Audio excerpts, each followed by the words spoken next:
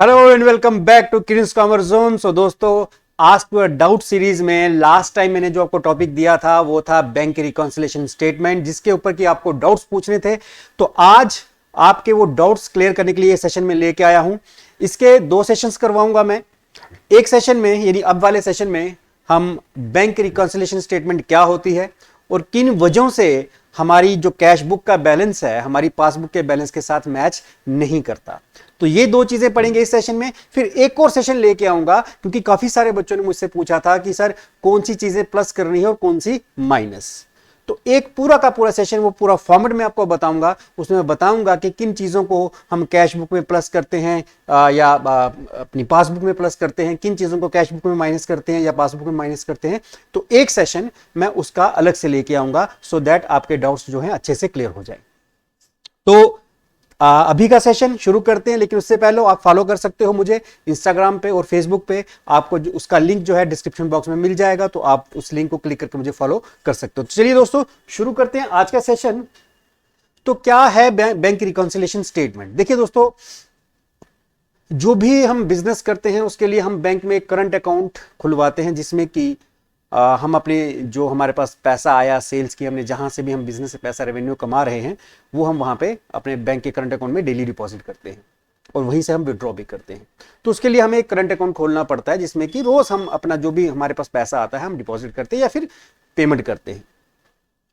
तो अब जो भी पैसा हम बैंक में डिपॉजिट करें या पेमेंट करें उसका दो रिकॉर्ड बनते हैं। एक रिकॉर्ड जो बैंक के पास रहता है जिसको हम पासबुक कहते हैं या बैंक स्टेटमेंट कहते हैं, एक रिकॉर्ड वहां पे रहता है, और एक रिकॉर्ड हम अपने पास रखते हैं जो कि हमारी कैश बुक में होता है। आपने देखा होगा कि कैश बुक में हम दो कॉलम बनाते हैं, कई बार तीन कॉलम भी बनाते हैं। डिस्काउंट कॉलम अभी मैं डिस्कस नहीं करूंगा। तो कैश बुक में दो कॉलम होते हैं, एक कैश का कॉलम और बैंक का कॉलम, एक डेबिट साइड में और क्रेडिट साइड में। अभी आपके सामने दिख रहा है कि ये कैश बुक है, ये कैश कॉलम है, ये बैंक कॉलम है, ये डेबिट साइड आ गई, ये क्रेडिट साइड का कैश और बैंक कॉलम है। तो दो कॉलम आपको दिख रहे हैं। तो जो भी ट्रांजैक्शंस हम थ्रू चेक करते हैं वो सारी की सारी हम बैंक कॉलम में रिकॉर्ड करते हैं। वो सारी की सारी ट्रांजैक्शंस हम बैंक कॉलम में रिकॉर्ड करते हैं। यहां पर रिसिप्ट और पेमेंट यहां पर। अब यहां पर रिकॉर्ड क्यों करते हैं? क्योंकि हमें पता चलना चाहिए कि हमारा बैंक में कितना पैसा पड़ा है या बैंक से कितना ओवरड्राफ्ट हमने किया हुआ है। तो जो भी चेक हमें हमारे पास आता है, जो कोई हमें कस्टमर पेमेंट करता है, वो हम बैंक में डिपॉजिट कर देते हैं और अपने जो कैश बुक है उसके बैंक कॉलम में उसको रिकॉर्ड कर देते हैं, और सेम वही चेक हमारा फिर बैंक में भी जाके रिकॉर्ड हो जाता है। तो एग्जाम्पल के तौर पर ये मेरी कैश बुक, ये मेरी पासबुक, अगर मैंने बैंक में 10,000 रुपया भेजा चेक से, मैं कैश बुक में रिकॉर्ड करूंगा, अगेन बैंक की पासबुक में भी 10,000 वो रिकॉर्ड हो जाएगा। तो दोनों साइड सेम हो जाएंगी। मान लो 2,000 बाद में मैंने और भेजा तो मेरा बैलेंस हो गया 12,000। तो मैं एक जो रिकॉर्ड है अपने पास रख लूंगा और एक बैंक रिकॉर्ड बैंक के पास रहेगा, तो वहां पे भी हो जाएगा 12,000। तो मतलब दो लोग रिकॉर्ड मेंटेन करते हैं, एक मैं मेंटेन करता हूं, एक बैंक मेंटेन करता है, और दोनों में बैलेंस हमेशा क्या रहते हैं? सेम रहते हैं, क्योंकि जितना पैसा मैंने बैंक में जमा करवाया उतना मेरे बैंक के अकाउंट में आ जाएगा। तो मैं अपनी कैश बुक का बैंक कॉलम देख के बता सकता हूं कि मेरे बैंक में मैंने कितना पैसा जमा करवाया, कितना निकाला और कितना बैलेंस बचा हुआ है। इट मींस एक ट्रांजेक्शन दो जगह रिकॉर्ड होगी विद इक्वल अमाउंट। ठीक है। अब दिक्कत कहां आती है? दिक्कत तब आती है कि जब मेरा कैश बुक का बैलेंस कुछ और बता रहा है और पासबुक का बैलेंस कुछ और बता रहा है। तो दोनों बैलेंसेस अलग हैं जबकि दोनों सेम होने चाहिए। तो इन्हीं दोनों बैलेंस को मिलाने के लिए, बराबर करने के लिए हम बनाते हैं बैंक रिकॉन्सिलेशन स्टेटमेंट, कि किन वजहों से हमारे दोनों बैलेंस मिसमैच हो रहे हैं, वो वजह ढूंढी जाती है और फिर एक BRS यानी बैंक रिकॉन्सिलेशन स्टेटमेंट बनाई जाती है। तो चलिए पहले जान लेते हैं कि बैंक रिकॉन्सिलेशन स्टेटमेंट का मतलब क्या है। BRS is statement prepared by account holder. देखिए मैंने यहां लिखा है BRS is a statement prepared by account holder. इसको हाईलाइट किया है। क्यों हाईलाइट किया है? क्योंकि ये एक MCQ है कि BRS जो है वो कौन बनाता है? बैंक बनाता है, कस्टमर बनाता है, दोनों बनाते हैं या नन ऑफ दीज? तो बैंक रिकॉन्सिलेशन स्टेटमेंट हमेशा कौन बनाता है? Account holder. क्लियर है? तो ये पहला MCQ। कब बनाई जाती है? On a particular date. किसी पर्टिकुलर पीरियड के लिए नहीं, किसी पर्टिकुलर डेट में कभी भी बना सकते हैं। किस लिए बनाई जाती है? To reconcile the balance as per cash book. Cash book के बैलेंस को with the balance as per pass bank statement और बैंक पासबुक। हम कैश बुक के बैलेंस को रिकंसाइल करने के लिए, मिलाने के लिए किसके साथ? बैंक के बैलेंस के साथ, बैंक पासबुक के बैलेंस के साथ या बैंक स्टेटमेंट के साथ, स्टेटमेंट के बैलेंस के साथ मिलाने के लिए हम क्या बनाते हैं? BRS. BRS is not a part of book keeping. ये भी आपको याद रखना है कि ये बुक कीपिंग का हिस्सा नहीं है, ये कंपलसरी नहीं है, इट्स ऑप्शनल। ये भी याद रखो, ये भी एमसीक्यू है। क्या bank reconciliation statement is compulsory और optional? It is optional, compulsory नहीं है। अगर आपको बनानी है तो बनाओ, नहीं बनानी तो मत बनाओ। तो ये कोई कंपलसरी नहीं है, इट इज ऑप्शनल। आप बना भी सकते हो और नहीं भी बना सकते। So it is not a part of book keeping, book keeping का हिस्सा नहीं है। क्लियर हो गया? अच्छा, अब मैंने कहा कि जो भी मिसमैच होता है दोनों बैलेंसेस में, हमारी कैश बुक का बैंक कॉलम कुछ और बता रहा है, पासबुक कुछ और बता रही है, तो कोई ना कोई रीजन तो रहा होगा। तो ऐसे क्या रीजंस रहते हैं जिनकी वजह से हमारा जो बैलेंस है वो मिसमैच होता है? तो चलिए जानते हैं उन रीजंस के बारे में। अब आएंगे उन रीजंस के ऊपर। रीजंस फॉर डिसएग्रीमेंट, क्यों हमारे दोनों बैलेंसेस अलग अलग हमें दिखते हैं कई बार। पहला reason, difference due to timing. दूसरा reason, transactions recorded in the bank but not in the cash book. And the third reason, error. तो ये तीन एरर हैं, तीन रीजंस हैं। इनको हम थोड़ा डिटेल में डिस्कस करते हैं। तो पहला रीजन क्या था? डिफरेंस ड्यू टू टाइमिंग, की टाइमिंग की वजह से डिफरेंस। चलिए जानते हैं इसके बारे में। देखिए दोस्तों, जो बैंक रिकंसिलिएशन स्टेटमेंट है, मान लो कि मैं 31 मार्च तक बना रहा हूं, यानी मार्च के महीने की बना रहा हूं, 1 मार्च से 31 मार्च, राइट? तो इसका मतलब 1 मार्च से लेके 31 मार्च के बीच की ट्रांजेक्शन्स को मैं देखूंगा।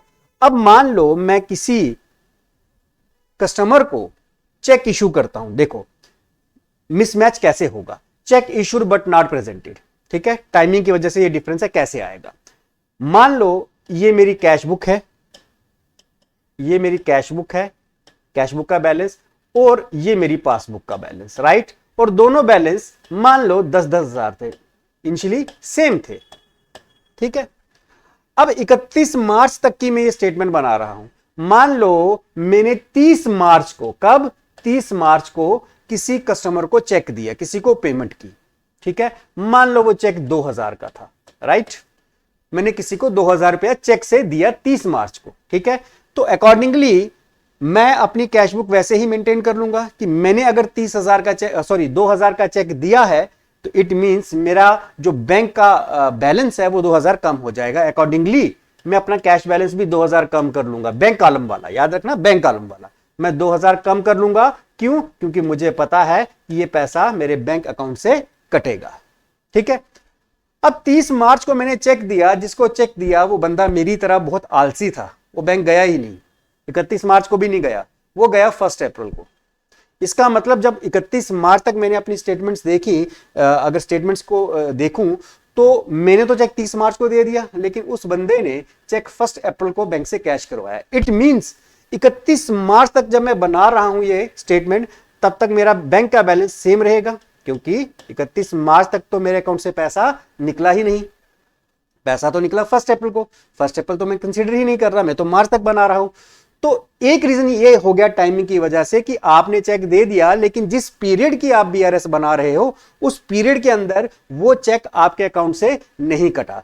तो इसका मतलब आपने अकॉर्डिंगली अपना बैलेंस, तो उसके हिसाब से जब आपने चेक दिया मेंटेन कर लिया, लेकिन बैंक से वो चेक, वो पैसा नहीं कटा और बैंक बैलेंस सेम रिफ्लेक्ट कर रहा है। तो एक रीजन ये आ गया डिफरेंस के लिए कि आपने तो चेक दे दिया था, लेकिन बीआरएस जब आप जिस डेट तक बना रहे हो उस डेट तक वो बैंक से चेक नहीं कटा, उस डेट के बाद कटा। तो एक रीजन ये हो गया कि क्यों आपकी दोनों बैलेंसेस कैश बुक और पासबुक का मिसमैच होते हैं, ठीक है? Next, check deposited but not yet cleared. Again example लेके चलते हैं। ये आपकी कैश बुक का बैंक कॉलम का बैंक कॉलम और ये पासबुक आपका, ठीक है? अगेन मैं यही एग्जांपल ले लेता हूं कि 10-10 हजार रुपए हमारे इनिशियली बराबर था। चेक डिपॉजिट मतलब मुझे कस्टमर ने चेक दिया, मैंने बैंक में जमा करवा दिया। अब जब मैंने चेक बैंक में जमा करवा दिया, सपोज करो कि 4000 का चेक था, तो मैं अकॉर्डिंगली अपना बैलेंस 4000 रुपया जो मेरी कैश बुक का बैंक कॉलम है उसको इंक्रीज कर लूंगा। वो हो जाएगा कितना? 14000। क्यों भाई? मैंने बैंक में चेक जमा करवा दिया। अब अगेन यही कहानी लेते हैं कि 30 मार्च को मैंने चेक जमा करवाया, लेकिन वो चेक मेरे अकाउंट में मार्च के बाद आई, नहीं अप्रैल महीने में आया। इट मींस मार्च महीने में इसमें कोई चेंज नहीं आई, ये सेम रहा। और यहां बैलेंस कैश बुक का जो बैंक कॉलम में क्या शो कर रहा है 14,000, लेकिन यहां कितना है 10,000। अब ये भी वो डिफरेंस है जो बिकॉज ऑफ टाइमिंग हुआ कि मैंने चेक जमा तो 30 मार्च को ही करवा दिया था, लेकिन मेरे अकाउंट में पैसा मार्च के महीने में आया ही नहीं, मान लो 1 अप्रैल को आया। तो इसका मतलब मार्च महीने तक बैंक बैलेंस सेम रहेगा 10,000, लेकिन कैश बैलेंस मैंने क्यों इंक्रीज कर दिया था? क्योंकि मैंने सोचा कि मेरे अकाउंट में वो पैसा आ जाएगा, लेकिन वो ऐसा हुआ नहीं। तो एक रीजन ये भी हो गया कि क्यों दोनों बैलेंस आपके मिसमैच कर रही है। कैसे इनको टैली करेंगे वो फॉर्मेट में आपको सिखाऊंगा, वो नेक्स्ट वीडियो में, ठीक है। चलिए, तो ये आ गया डिफरेंस ड्यू टू टाइमिंग, कि टाइमिंग की वजह से आप जब किसी को पेमेंट करते हो या किसी से पेमेंट लेते हो, आप अकॉर्डिंगली अपनी कैश बुक में एंट्री कर देते हो, लेकिन बैंक की स्टेटमेंट में या बैंक पासबुक में वो ट्रांजैक्शन जिस डेट की आप बीआरएस बना रहे हो उसके बाद रिकॉर्ड होती है। तो एक रीजन ये रहता है मिसमैच का। अब आते हैं नेक्स्ट रीजन पे, transactions recorded by bank but not recorded in cash book. देखिए, मिसमैच का एक रीजन क्या होता है कि अभी हमने पढ़ा कि एक जगह ट्रांजैक्शन रिकॉर्ड हुई और दूसरी जगह नहीं हुई, राइट। अब ये है transaction recorded by bank but not recorded in cash book. अभी हमने जो बात की इससे पहले, वो ट्रांजैक्शन आपने देखा कि हमने कहां रिकॉर्ड की थी? कैश बुक में। अब बैंक की पासबुक में वो रिकॉर्ड नहीं हुई। अब उल्टा कि बैंक में रिकॉर्ड हो गई, बैंक में ट्रांजैक्शन एंटर हो गई, लेकिन कैश बुक में नहीं हुई। तो चलिए जानते हैं इसके बारे में। पहला है interest credited by bank but not recorded in cash book. Bank ने आपको इंटरेस्ट दिया, लेकिन कैश बुक में उसकी रिकॉर्डिंग नहीं हुई। तो अगेन मैं एग्जांपल लेके चलता हूं कि ये कैश बुक का बैंक कॉलम और ये पासबुक, राइट। फिर से मान के चलता हूं कि दोनों बैलेंस 10,000 थे, इनिशियली दोनों बराबर थे, राइट। अब बैंक ने मुझे इंटरेस्ट दिया, बैंक ने मुझे सपोज करो कि 1,000 का इंटरेस्ट दिया। तो बैंक में तो वो रिकॉर्डिंग हो गई, लेकिन मुझे इसके बारे में पता नहीं चला, तो मैंने कैश बुक में रिकॉर्ड नहीं किया। तो बैंक बैलेंस मेरा बढ़ के कितना हो गया? 11,000, लेकिन कैश बुक में क्योंकि इसकी रिकॉर्डिंग नहीं हुई, मुझे इसके बारे में नहीं पता था, तो कैश बुक का बैलेंस पुराना वाला ही रिफ्लेक्ट कर रहा है। तो एक रीजन ये हो गया कि आपने बैंक में कोई ट्रांजैक्शन हुई, वहां रिकॉर्डिंग हो गई, लेकिन कैश बुक में नहीं हुई। ये ठीक पहले वाले का उलट है। पहले कहां रिकॉर्डिंग कर रहे थे? कैश में हो रही थी, लेकिन बैंक में नहीं हो रही थी। अब बैंक में हो रही है, लेकिन कैश में नहीं हो रही। तो एक रीजन ये कि आपका जो बैंक है, बैंक में कोई ट्रांजैक्शन होती है, कुछ कोई चीज प्लस माइनस होती है, कुछ इंटरेस्ट आता है, आप इंटरेस्ट पे करते हो, वहां रिकॉर्डिंग हो जाती है, लेकिन कैश बुक में नहीं होती। तो क्योंकि एक जगह पे रिकॉर्डिंग हुई, तो ये एक मिसमैच का कारण बनेगा। और ये कारण क्यों है? क्योंकि सिर्फ एक जगह रिकॉर्डिंग हो रही है, दैट इज बैंक की पासबुक या बैंक अकाउंट में, ठीक है। Next, bank charges, interest charge by bank but not recorded in cash book. अब बैंक चार्जेस मतलब बैंक ने हमारे ऊपर कुछ चार्जेस लगाए, कुछ हमारे अकाउंट से पैसा काटा, कुछ भी किसी भी वजह से काट सकते हैं। आजकल तो आप चेक लेते हो तब भी बैंक का पैसा काटेगा, डिजिटल ट्रांजैक्शंस करते हो तब भी आपके अकाउंट से पैसे कटते हैं, एटीएम से जो विड्रॉल लिमिट जब क्रॉस करते हो तो तब भी पैसे कटते हो। तो बड़े सारे रीजंस हैं कि बैंक अपने कुछ चार्जेस लेता है। या इंटरेस्ट चार्ज बाय बैंक, आपने कहीं ओवरड्राफ्ट लिया है, कोई लोन लिया हुआ है, उसका इंटरेस्ट आप बैंक आपके अकाउंट से काटेगा। तो कहता है bank charges, interest charge by bank, bank ने आपके बैंक चार्जेस काटे या इंटरेस्ट लिया, but not recorded in cash book, लेकिन उसको हम कैश बुक में हमने उसको रिकॉर्ड नहीं किया। तो फिर से वही चीज ले लेते हैं, कैश बुक और passbook, right. Cash book read करोगे इसको, जो कैश नहीं लिख रहा, कैश बुक, और ये बैंक कॉलम की बात कर रहा हूं, राइट। चलिए फिर से मैं मान के चलता हूं कि ये 10,000 है और ये 10,000 है। अब बैंक ने कुछ चार्जेस हम पे लगाए, कुछ पैसा हमारे अकाउंट से काटा, या बैंक ने हमसे कुछ इंटरेस्ट ले लिया, और बैंक ने हमारे अकाउंट से 2,000 रुपया मान लो इंटरेस्ट या बैंक चार्जेस काट लिए। इसका मतलब बैंक बैलेंस हमारा कितना रह गया? 8,000। लेकिन इस इन चार्जेस के बारे में मुझे नहीं पता था, तो मैंने कैश बुक में उसको रिकॉर्ड नहीं किया, तो मेरा कैश बुक पिछले वाला बैलेंस ही रिफ्लेक्ट करेगा। तो एक रीजन ये भी आ गया कि बैंक ने आपके अकाउंट से कुछ पैसा काटा, लेकिन आपको उसके बारे में कोई जानकारी नहीं थी, जिसकी वजह से दोनों बैलेंस क्या हो गए? मिसमैच हो गए। जानकारी होती तो मैं यहां काट लेता 2,000, अगर काट लेता तो फिर बीआरएस बनाने की जरूरत नहीं पड़ती। तो बीआरएस बनाने की जरूरत तभी पड़ेगी जब एक साइड में ट्रांजेक्शन रिकॉर्ड हो और दूसरी साइड में ना रिकॉर्ड हो। तो यहां रिकॉर्ड हो गई, लेकिन यहां रिकॉर्ड नहीं हुई, तो एक रीजन ये भी रहेगा मिसमैच का, ठीक है। चलिए नेक्स्ट पढ़ते हैं, आगे क्या है।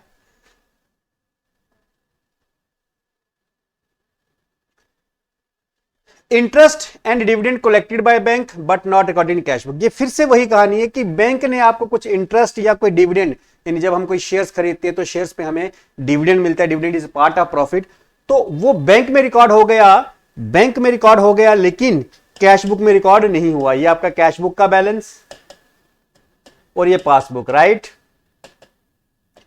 तो अगर मान लो पासबुक अमाउंट चेंज करते हैं, बोर हो गए आप सेम अमाउंट देख देख कर, तो 20,000 कर देते हैं कि दोनों बैलेंस सेम थे, और बैंक ने आपको कुछ इंटरेस्ट या कोई डिविडेंड दिया मान लो 5,000 का, तो बैंक बैलेंस तो मेरा इंक्रीज हो गया, लेकिन इसके बारे में मुझे कोई जानकारी नहीं थी, तो मैंने कैश बुक का बैलेंस सेम रखा।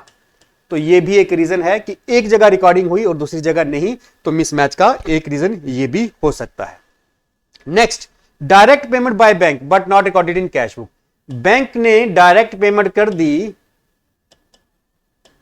कैश बुक पासबुक, बैंक ने डायरेक्ट पेमेंट कर दी, लेकिन हमारे कैश बुक में उसको रिकॉर्ड नहीं किया गया, तो ये भी एक रीजन है। मान लो बैंक हमारा कोई इंश्योरेंस करवा रखी है, उसका हमने प्रीमियम देना है, बैंक ने हमारे बिहाफ पे दे दिया, या कोई हमने बैंक से कोई SIP लगा रखी है, इन्वेस्टमेंट्स होती है जिसमें आपके अकाउंट से रेगुलर पैसा कटता रहता है मंथली, तो वो पैसा कट गया लेकिन हमें उसके बारे में जानकारी नहीं थी। तो मान लो बैंक ने हमारा कोई इंश्योरेंस काट ली, बैंक ने 4,000, तो बैंक बैलेंस मेरा रिड्यूस हो गया, कम हो गया, लेकिन कैश बुक में मुझे इसके बारे में जानकारी नहीं थी, तो मैंने उसको रिकॉर्ड नहीं किया, तो बैलेंस दोनों क्या हो गए, मिसमैच हो गए। तो ये भी एक रीजन है कि अगेन एक तरफ एक साइड रिकॉर्डिंग की गई लेकिन दूसरी तरफ नहीं, तो एक रीजन ये भी रहता है कि बैंक ने आपका कोई पैसा था आपके बिहाफ पे पेमेंट कर दी, आपका बैंक बैलेंस कम हो गया, लेकिन कैश बुक में आपने उस बैलेंस को वैसा रिकॉर्ड नहीं किया जैसे बैंक में हुआ कि माइनस नहीं किया, तो ये भी एक रीजन रहेगा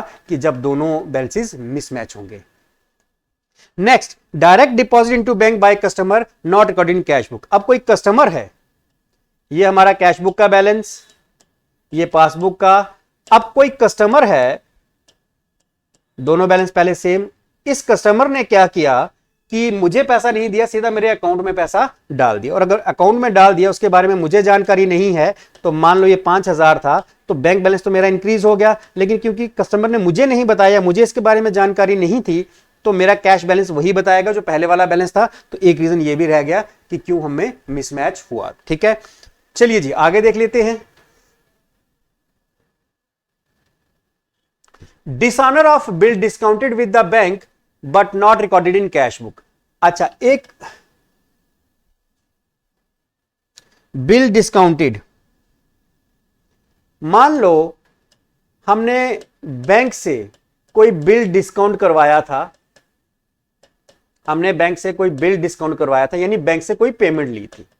बिल डिस्काउंट का मतलब सिंपली बता दूं कि मैंने पैसा लेना था किसी से, मैंने वो पैसा बैंक से ले लिया, बैंक जब ड्यू डेट होगी तो उस बंदे से जाके पैसा ले लेगा, ज्यादा डिटेल में जाने की जरूरत नहीं है, सिर्फ इतना समझो कि मैंने किसी से पैसा लेना था, मेरे पास एक बिल था, वो बिल मैंने बैंक से पैसा ले लिया, बैंक अपनी कुछ कमीशन काटता है और मुझे पैसा दे देता है, और बैंक फाइनली जिस बंदे से मैंने पैसा लेना था 15 दिन के बाद, 20 दिन के बाद या महीने के बाद बैंक उससे पैसा ले लेता है, तो उसको कहते हैं डिस्काउंटिंग ऑफ बिल।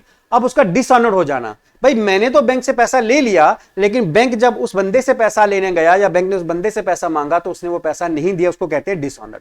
अब क्योंकि मैंने पैसा ले लिया है तो बैंक वापस क्या करेगा क्योंकि बैंक को वो पैसा नहीं मिला, मैंने तो बैंक से ले लिया लेकिन बैंक को वो पैसा नहीं मिला, बैंक वापस मेरे अकाउंट से वो पैसा काट लेगा, तो उसको कहते हैं डिसऑनर ऑफ बिल डिस्काउंटेड। तो अगर मान लो मेरा बैलेंस 10,000 था और मैंने पास में पहले कभी बैंक से कोई 2,000 रुपए ले लिया था, कोई बिल डिस्काउंट करवाया था, लेकिन बैंक उसको वसूल नहीं कर पाया, तो बैंक वापस से मेरे अकाउंट में से 2,000 वो काट लेगा क्योंकि बैंक ने मुझे दिए थे और बैंक को वो नहीं मिले।